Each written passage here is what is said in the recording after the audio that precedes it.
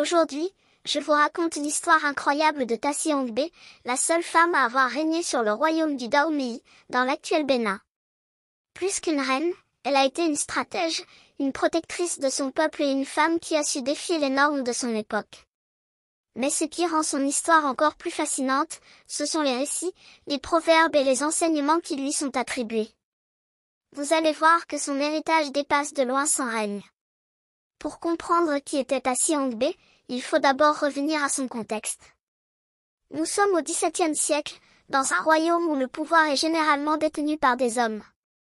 À la mort du roi Akaba, son frère jumeau, c'est elle qui prend les rênes du pouvoir, selon certaines versions historiques. Tassi Hongbe ne s'impose pas par force, mais par intelligence et pragmatisme. Un proverbe qui lui est attribué résume bien sa philosophie: un bon leader ne se bat pas pour le pouvoir, il se bat pour son peuple. Et c'est exactement ce qu'elle a fait.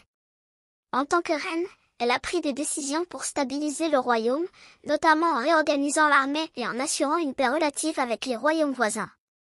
Tassi Hongbe disait également: la voix des femmes peut être douce, mais elle porte loin. Cela montre qu'elle croyait fermement à la place des femmes dans la prise de décision et dans la gestion des affaires publiques. Tassi Hongbe est souvent associée à la création ou au renforcement des Amazones du Dahomey, cette armée légendaire composée uniquement de femmes. Ces guerrières, appelées Agoji, étaient connues pour leur discipline et leur férocité au combat.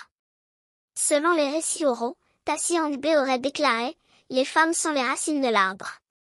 Coupez-les, et le royaume tombe. Elle voyait donc les femmes non seulement comme des soutiens, mais comme des piliers du royaume. L'une des stratégies militaires qui lui est attribuée consistait à utiliser l'environnement du Dahomey, les forêts et les collines pour des attaques surprises. Elle disait: la nature est notre alliée la plus fidèle. Elle cache nos forces et piège nos ennemis.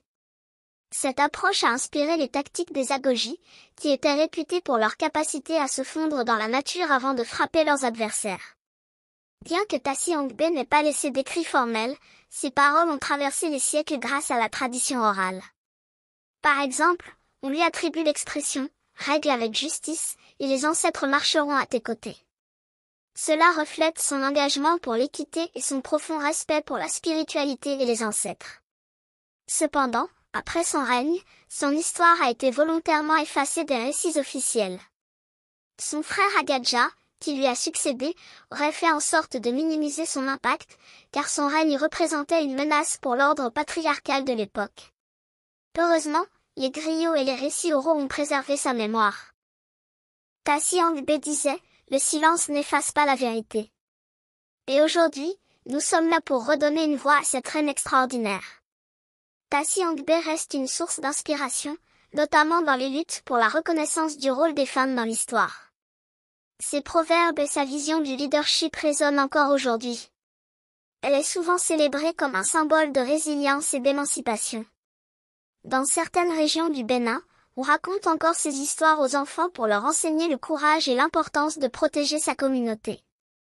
Même les représentations modernes des Amazones, comme dans le film The Woman King, rappellent son rôle visionnaire.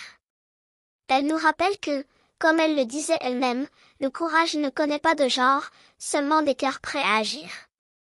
Et ça, c'est une leçon qui traverse les âges. Tassi Hongbe est un exemple puissant de ce que signifie être une leader visionnaire et une femme de courage. Si son histoire vous inspire, partagez-la autour de vous. Parlez-en, écrivez, et rappelez au monde que même les récits oubliés peuvent retrouver leur place dans la lumière. Merci d'avoir écouté cet épisode de Noir Célèbre. Je vous dis à très bientôt pour un nouvel épisode où nous continuerons à explorer les histoires et les figures noires qui ont marqué le monde.